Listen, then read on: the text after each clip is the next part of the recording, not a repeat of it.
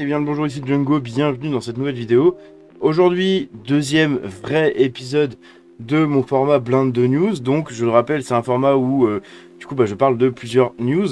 Pourquoi je le fais? Tout simplement parce que j'essaye de restreindre mon nombre de vidéos à 3 vidéos ou voire 4 exceptionnellement par jour, tout simplement. Encore une fois, pourquoi? Eh bien parce qu'en fait sur YouTube, vous pouvez envoyer des notifications que sur 3 vidéos. Donc c'est à dire que si vous en sortez 4, les 3 premières, vous aurez des notifications d'envoyer à vos abonnés, et la dernière, non.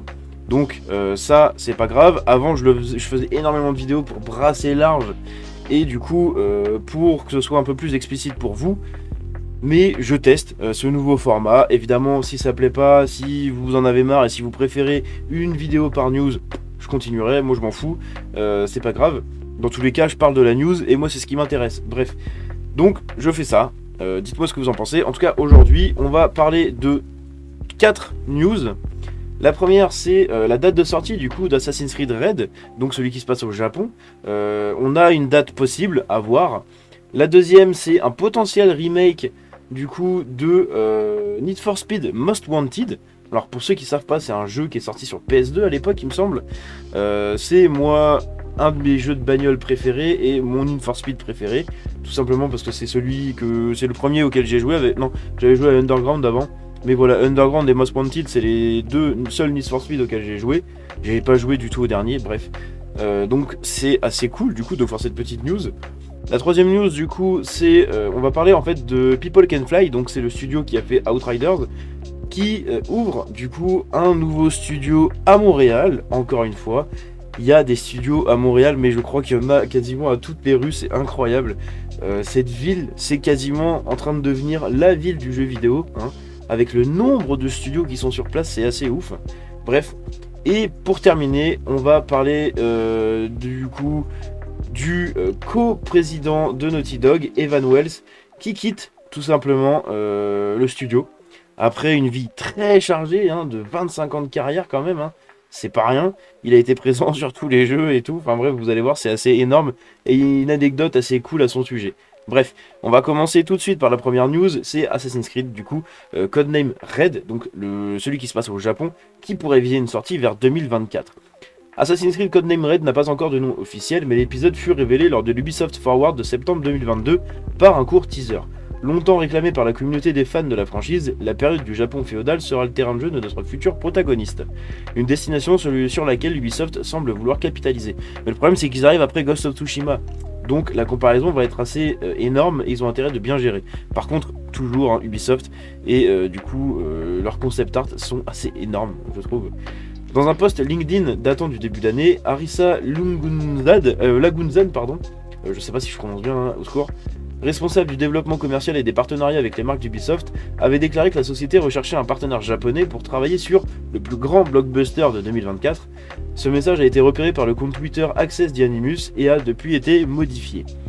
Les traductions du poste d'origine paraissaient indiquer que Madame Lagunzad évoquait sciemment l'année 2024 comme une probable fenêtre de sortie pour cet épisode tant attendu. Nos premières indiscrétions faisaient état d'un jeu qui serait plus axé sur la furtivité et l'infiltration pour un retour aux sources de la saga. Après c'est du Japon féodal, hein, ils vont pas nous faire un truc à la viking. Hein. Officiellement, le jeu n'a encore ni nom ni date de sortie, il faut donc prendre toutes ces informations avec des pincettes et attendre une communication officielle des développeurs. Le studio Ubisoft Québec, à qui l'on doit notamment Assassin's Creed, du coup Syndicate, ou plus récemment Odyssey, hein, le fameux jeu, hein. Donc c'est assez énorme. Franchement, c'est cool. Moi, s'il sort vraiment en 2024, c'est cool. Parce que c'est vraiment une époque que j'attends depuis très très longtemps dans Assassin's Creed. Je me suis gavé sur Ghost of Tsushima, j'en ai profité. Mais je suis un fan d'histoire et j'aime beaucoup l'histoire japonaise. Notamment ces époques-là. Donc après, c'est assez cool, on verra. Bref. Un remake de Need for Speed Most Wanted sortira en 2024, lui aussi. La franchise Need for Speed fait aujourd'hui parler d'elle avec une fuite, donc un leak, qui devrait plaire à de nombreux joueurs. Un remake de Most Wanted sortirait l'année prochaine. Putain, ce design, je me rappelle, c'est la jaquette, ça. En effet, à en croire un tweet posté par l'actrice Simon Bailey, un remake de Need for Speed Most Wanted sortira en 2024. Si son nom ne vous dit rien, c'est elle qui incarnait le personnage qui épaulait le sergent Cross dans le jeu original sorti en 2005 sur PS2, GameCube, PC, Xbox et Xbox 360. Ah, il avait été même sur Xbox 360, c'est intéressant ça. Mais moi j'y avais joué sur PS2 du coup à l'époque, et 2005. Oh putain, j'avais 8 ans. J'avais 8 ans et je me butais avec la Mustang sur Need for Speed Most Wanted, c'est énorme. Dans son message supprimé aujourd'hui, elle indiquait notamment Need for Speed Most Wanted, blablabla, blablabla, blablabla. Donc, c'est intéressant, mais bon, c'est toujours des petits leaks un peu à la con. Est-ce que c'est vrai? Oui, non.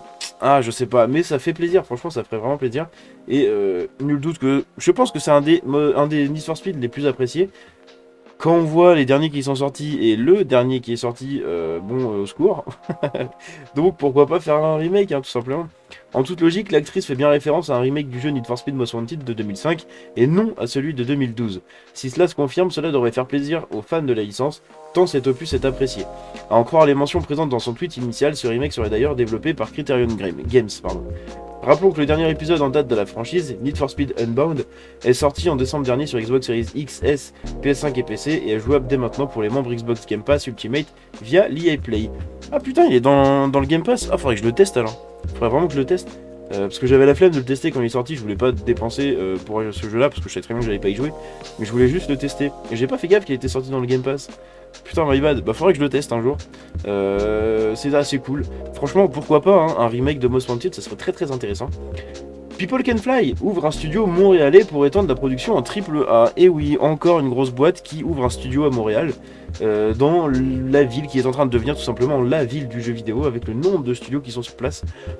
Le développeur d'Outriders affirme que le nouveau studio jouera un rôle majeur dans la production. Le développeur d'Outriders, People Can Fly, a ouvert un nouveau studio à Montréal, au Canada. La société a annoncé la nouvelle dans un court message sur LinkedIn, eux aussi, hein, toujours, et a déclaré que la nouvelle ouverture sera un endroit où son équipe pourra collaborer et transformer leurs idées en expériences de jeu palpitantes. Bon, ça c'est les speeches, hein, qui nous sortent à chaque fois. Une explication plus détaillée sur le site web People Can Fly indique que la société a tranquillement ouvert le studio l'année dernière, mais a maintenant décidé de rendre les nouvelles publiques alors qu'elle se prépare à élargir l'équipe.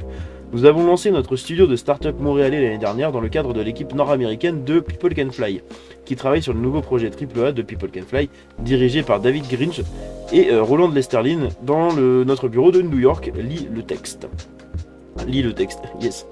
L'atmosphère incroyable de Montréal et l'industrie du gameplay bien assaisonné rendent ce projet extrêmement excitant pour nous. Nous pensons que People Can Fly Montréal jouera un rôle, c'est marrant c'est PCF comme les coupons en France, du coup ça me fait bugger un peu le cerveau. Nous pensons que PCF Montréal jouera bientôt un rôle majeur dans le portefeuille de nos studios. PCF, j'aime bien ce nom. PCF travaille actuellement sur plusieurs jeux dont Outriders et Bulletstorm VR, dont le dernier devait être lancé plus tard cette année. D'autres titres dans les travaux comprennent les projets Gemini et Maverick, qui sont en cours de développement en partenariat avec Square Enix et Microsoft respectivement, et les titres auto-publiés sous le nom de Code Bifrost, Victoria et Dagger. Le studio polonais a été créé en 2002 et s'est considérablement développé depuis, acquérant plusieurs studios, y compris le développeur de réalité virtuelle Incuvo et la société montréalaise Game On. Ah ouais putain, ils ont Game On. La dernière ouverture signifie que People Can Fly a maintenant des studios dans les grandes villes, y compris New York, Chicago, Newcastle, Montréal, Reznov et Varsovie. Donc ça, je sais pas si je le prononce bien, c'est une ville polonaise tout simplement. Au secours. J'ai un très mauvais accent. Voilà. Donc c'est intéressant, c'est vraiment intéressant. Un gros studio qui se développe à Montréal, c'est très très cool. Franchement, si vous travaillez dans le jeu vidéo, allez à Montréal, hein, vous trouverez du taf sans problème, je crois, avec le nombre de sociétés qui sont là-bas. Et enfin, on termine cet épisode de Blind de News tout simplement avec le coprésident de Naughty Dog, donc Evan Wells, qui prend sa retraite après 25 ans au sein du studio. C'est assez énorme. Merci pour ce qui a vraiment été une aventure formidable. Et oui, 25 ans au sein d'un studio comme Naughty Dog, franchement, c'est ouf. C'est vraiment ouf. Donc, je vous passe les remerciements de l'équipe, de tout ça, etc., etc., etc. Par contre, il y a un truc qui est très très cool, donc il est impliqué en 25 ans du coup de Crash Bandicoot à The Last of Us évidemment, et il y a quelque chose de très très intéressant au niveau de l'anecdote et qui situe un peu la vie qu'il a eue au sein de ce studio. Chaque étape importante de la vie que je peux suivre avec de sa vie en fait, il peut la suivre du coup avec un projet de Naughty Dog. J'ai rencontré ma femme pendant Crash Team Racing, donc le jeu de l'époque, hein. Nous avons pris notre lune de miel après avoir expédié Jack 2, le meilleur Jack and Daxter. Nous avons eu notre premier enfant pendant la semaine de l'E3, lorsque nous avons annoncé Uncharted Drake's Fortune. Donc du coup, le premier, tout simplement, Uncharted, hein, donc sorti en 2007, 2008, oh, je sais plus, putain, je sais plus quand est-ce qu'il est sorti. Et notre deuxième enfant est né en plein développement sur The Last of Us. Franchement, c'est énorme, c'est vraiment énorme. Ne pas être en mesure de voir les projets actuels du studio jusqu'à leur achèvement sera difficile. Tu m'étonnes. Tu m'étonnes. En réponse aux nouvelles de Wells, Druckmann a déclaré qu'il était triste de voir son mentor partir, mais que l'héritage inégalé de Wells fera à jamais partie de Naughty Dog. Après 25 années incroyables, le coprésident de Naughty Dog, Evan Wells, annonce qu'il prendra sa retraite plus tard cette année. Nous sommes très reconnaissants pour ses talents, ses conseils et son leadership qui ont contribué à façonner notre studio. Voilà, franchement, un mec absolument incroyable qui s'en va d'un studio absolument incroyable. Grand respect à lui, 25 ans avec la participation à du coup tous les jeux de Naughty Dog, pardon, le petit lapsus de Naughty Dog. Bonne retraite à lui, tout simplement. Et bonne continuation, si jamais, peut-être, en général, des fois il reste impliqué dans des projets, dans des trucs. Donc, bonne retraite à lui et bonne continuation dans ses projets perso et dans sa vie en général. Bravo pour tous les jeux auxquels il a participé. Et voilà, donc on attend de voir par qui il sera remplacé au sein de Naughty Dog, à voir.